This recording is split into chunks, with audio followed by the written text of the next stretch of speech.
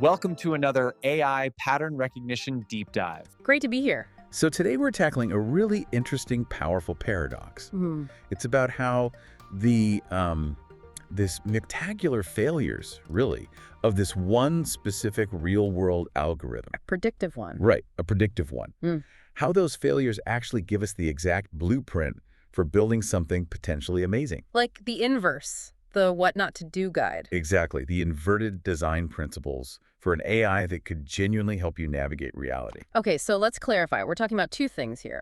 First, there's the real-world COMPAS. Right. That stands for Correctional Offender Management Profiling for Alternative Sanctions. Bit of a mouthful. Yeah. But essentially, it's a tool used in the U.S. criminal justice system. It's proprietary, pretty narrow in scope. And punitive, right? It's used in sentencing. Exactly. It assesses the risk of someone reoffending. And then there's the other thing we're discussing. This hypothetical COMPAS AI. Purely hypothetical. This is our thought experiment. And the idea here is something universal, personalized, designed to provide insight, not pass judgment. Right. Moving from sentencing to serving, you could say. Using insight across your whole life. So our mission today is kind of clear. Use the flaws of the original COMPAS. Its bias, its opacity, the fact it's a black box. Use all that as the anti-principles, the negative template for designing an AI that really works for people. And just for context, on the real COMPAS, it spits out a score, 1 to 10. Higher score, higher perceived risk of recidivism. And that score can seriously impact bail, sentencing, huge decisions. Yeah, and it's based on criminal records, plus this pretty long questionnaire. How long? 137 items. Covers everything from, your job situation to your social life, past history. Okay. So let's dig into that cautionary tale first. The real COMPAS. Why is it such a classic example of algorithmic failure? Well, the first big problem is what you mentioned, the black box issue. It's not really modern AI, is it? No, not in the deep learning sense. It's more of an actuarial tool, a statistical model. But it's owned by a private company, Northpoint. No equivalent, I think. Right. And the exact logic, how it weighs those 137 factors, that's a trade secret. Which means no independent scrutiny. Precisely. And when someone's freedom is on the line based on a secret score, well, that raises some serious due process questions, doesn't it? Absolutely. And then when people did manage to scrutinize it, I'm thinking of that big ProPublica investigation from 2016. Landmark study, yeah. They got data from Broward County, Florida. Over 10,000 defendants analyzed. And what they found was pretty shocking, right? Massive bias. Oh, yeah. Systemic bias. The numbers really tell the story. Give us the headline figures. Okay, so false positives. The algorithm was nearly twice as likely to wrongly flag black defendants as high risk. So people who did not go on to reoffend. Correct. They were labeled high risk 45% of the time if they were black. 45%. Compared to just 23% for white defendants with similar profiles who also didn't reoffend. That's a huge disparity. And what about the other way around? False negatives. That was skewed too. White defendants who did reoffend were misclassified as low risk almost twice as often. So the system was letting them slip through the cracks more often. Seems like it. A 48% false negative rate for white reoffenders compared to 28% for black reoffenders. The errors weren't symmetrical at all. So it was wrong more often in one direction for black defendants and wrong more often in the other direction for white defendants. Exactly. And the bias didn't stop at race. What else did they find? Well, evidence suggested it overpredicted risk for women, the likely reason, probably trained mostly on male data. So it missed gender-specific factors, maybe like trauma history. Could be. And it was biased against young people, too. Under 25s are like 2.5 times more likely to get a higher risk score. Okay, so how does this happen if, as the company claimed, race wasn't an explicit input? How does the bias creep in? It's this concept called proxy discrimination. The algorithm doesn't see a race variable, no. But it does see other things that are highly correlated with race because of, well, history and societal structures. Like what? Give me an example. Area of residence is a big one. Okay. Due to historical segregation. Right. And maybe arrest records. Exactly. And critically, the number of prior arrests, which isn't the same as prior convictions. Because some neighborhoods get policed more heavily than others. Precisely. So if you live in a heavily policed, historically minority neighborhood, you're statistically more likely to have more encounters, more arrests, even for minor things. Even if they don't lead to convictions. Right. And the algorithm learns from that historical data. It sees arrests are correlated with perceived risk in the data it's fed. So it learns to treat arrests, or even just your zip code, as a proxy for risk, which indirectly bakes in the racial bias of the real world. You got it. It absorbs these structural societal biases and turns them into predictive factors for an individual's future. It looks objective because it's just numbers, right? But the data itself is far from neutral. Far from it. Which brings us to this really thorny issue, the fairness paradox. Ah, yes. This is where it gets mathematically tricky and philosophically deep. Because the controversy basically shared that you can't have it all when it comes to algorithmic fairness, right? Yeah. Especially when dealing with unequal groups. That's the crucial point. When the underlying base rates, like arrest rates, conviction rates, are different between populations, which they absolutely are in our justice system, Yeah. then it becomes mathematically impossible to satisfy all the different reasonable definitions of fairness at the same time. You have to choose which kind of fairness you prioritize. Okay, so what were the competing definitions in the COMPAS case? Well, North Point, the company, defended COMPAS by saying it achieved predictive parity. Meaning, if the algorithm gives two people, one black, one white, the same risk score, say a 7 out of 10, Yeah. then their actual statistical probability of reoffending should be roughly the same. The score means the same thing, regardless of race. Okay, that sounds reasonable on the surface. But ProPublica argued for something else. They focused on what's called equalized odds, or error rate balance. Which means? Which means the mistakes the algorithm makes should be equally distributed. Specifically, the false positive rate Wrongly labeling someone high risk. should be the same for black defendants and white defendants, Yeah. and the false negative rate Wrongly labeling someone low risk. should also be the same across groups. But you're saying it's mathematically impossible to achieve both predictive parity and equalized odds when the base rates are different. Exactly. It's a proven mathematical trade-off. You can make the score mean the same thing for everyone, or you can make the chance of being misscored the same for everyone, but you can't guarantee both if the underlying reality is unequal. Wow. So what did this mean practically in the courtroom? Well, you had this algorithm presented as objective, scientific. Giving it this veneer of neutrality. Right. And the judges, understandably perhaps, started putting a lot of faith in these scores. Even though later studies showed it wasn't actually that much better than Yeah. human intuition? Pretty much. Or even just a very simple model using only age and number of prior convictions, not the whole 137-item questionnaire. So it wasn't adding much predictive power, but it was adding this layer of perceived objectivity that masked the bias. And worse, it potentially fueled this really damaging feedback loop. Explain that. How does the loop work? Okay, so system trained on biased historical data produces biased scores, like Right. we saw. Judges rely on scores, potentially giving harsher sentences or denying bail more often to groups flagged as high risk. Those individuals then face greater scrutiny, maybe higher chance of parole violations, rearrest. Which then looks like the original prediction was correct. Exactly. It validates the bias prediction. And that outcome, the rearrest, the violation then gets fed back into the system as new data, further polluting the training set for the future. So the algorithm isn't just predicting a biased future. It's actively helping to construct it, reinforcing the very biases it learned from. Okay, That's that's a profound failure. Right. So let's pivot. If we take all those flaws, the black box, the static nature, the proxy discrimination, the fairness paradox, this feedback loop, and we invert them, If we treat them as the don'ts, what does the do list look like? Yeah. It's the architecture for our hypothetical beneficial reality navigation AI.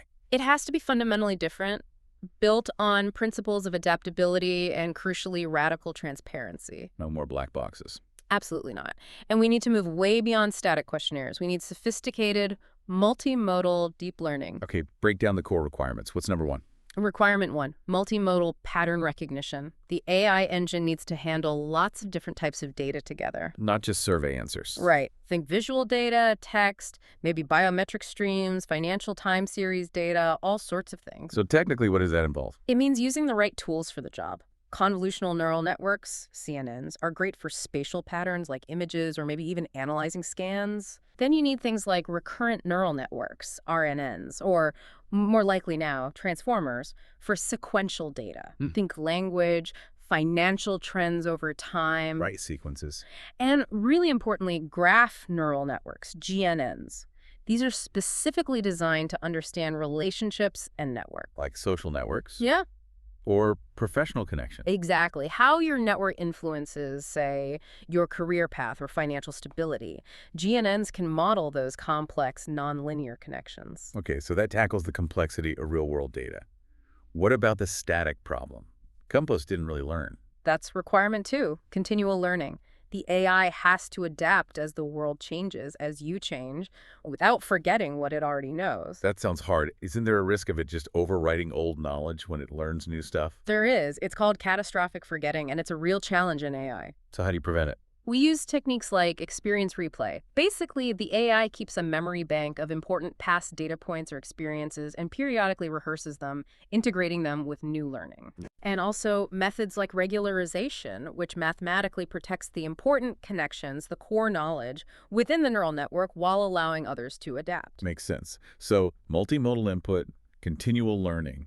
What's the third big inversion? The absolute opposite of the black box. Explainable AI, XAI. This feels non-negotiable for a system guiding your life. Totally. We'd need something like a legally mandated right to explanation. You must be able to ask the AI, why did you recommend that, and get a meaningful answer. And what does a meaningful answer look like in AI terms? It means different things at different levels. For a specific recommendation like why I suggest this career path, we need local explanations. Local meaning specific to that one instance. Yes. We can use techniques like $P or Lime. Think of them as ways to probe the model and assign contribution scores to each input factor. So it might say, okay, this career change recommendation is 60% driven by the high volatility we detected in your current industry, 30% by your demonstrated aptitude score in skill X based on recent project data, and 10% by factor Y, quantified contributions. that's much better than a score out of 10. Way better. And then you need global explanations too, understanding the model's general logic, maybe using simpler, inherently interpretable models alongside the complex ones. And given this thing is continually learning, Ah, yes. You also need meta explanations. The system has to be able to explain how its reasoning has changed over time. 6 months ago, I weighed factor A heavily. But based on new data patterns, I now prioritize factor B more. Here's why. Something like that. Exactly like that. Transparency about its own evolution. And one more crucial shift you mentioned earlier, moving beyond just seeing correlations. Yes. The goal has to be causal inference, not just saying A and B happen together, but trying to understand if and how A causes B. Using frameworks like Bayesian networks. Bayesian networks, causal discovery algorithms, techniques that try to map out the cause and effect relationships in the data.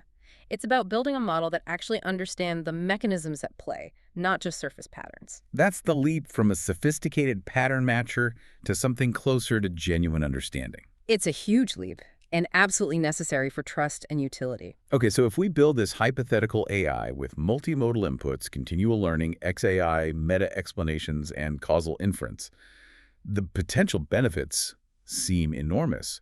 But the risks scale up too, right? It's the COMPAS problem writ large. Absolutely. Every application carries an inverted version of the original risks bias, determinism, lack of fairness, but potentially on a much grander scale. Let's look at a few potential applications and their shadow risks. What about education? Okay, an educational compass. Imagine personalized learning paths, dynamically adjusting difficulty, content, style based on real-time cognitive load monitoring. Huge potential. Sounds great. The risk? Educational determinism. What if the AI, based on early data, labels a young student as low aptitude or not suited for STEM? It could create a self-fulfilling prophecy. Teachers treat them differently, the student loses confidence. Exactly. It could constrain their future based on an early, potentially flawed algorithmic judgment. The system needs to be designed to open doors, not close them prematurely. Okay, application 2. Health. A biological compass. Lifelong, personalized health monitoring. Integrates your genomic data, real-time biometrics from wearables, environmental factors. To give early warnings for disease.